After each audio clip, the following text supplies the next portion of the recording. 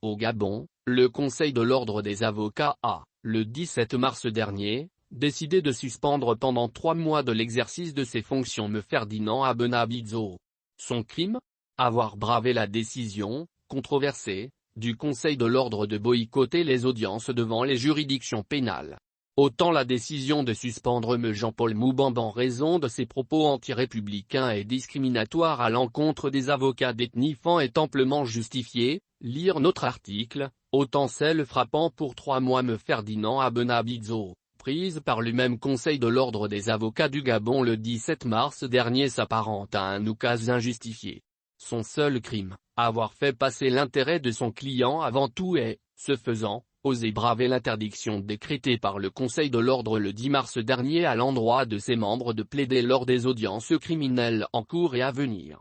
Une décision prise pour protester contre l'interpellation et l'incarcération d'un de leurs confrères, M. Irénée Muzuyamba, accusé d'avoir détourné des centaines de millions de francs CFA, voire notre FLOP.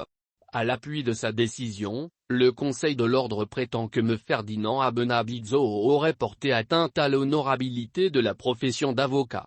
Un motif hautement contestable pour cet avocat qui a requis l'anonymat. Dire que parce que notre confrère a plaidé, il a porté atteinte à l'honorabilité de la profession est totalement abusif. Cela ne tient pas du tout. L'intéressé pourrait d'ailleurs, selon certaines sources, porter l'affaire devant le Conseil d'État. En ce cas, il est quasi certain d'avoir gain de cause, soutient notre avocat.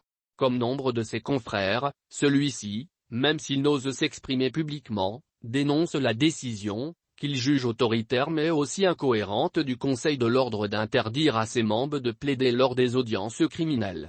Le Conseil de l'Ordre interdit à nos confrères de plaider lors des audiences criminelles, mais pas civiles, commerciales ou administratives. Pourquoi une telle différence? S'interroge l'homme de droit. Il n'y a pas qu'au sein de la profession que la décision du Conseil de l'Ordre est vigoureusement contestée. Cette semaine, Patrick Chitanaza, Ike Ngoni et Renaud Alogo-Akwe, tous 3 inculpés dans le cadre de l'affaire Scorpion, ont vu leur procès ajourné en raison de la grève de leurs avocats. Incompréhensible et révoltant pour leurs familles qui attendaient ces audiences depuis de longs mois.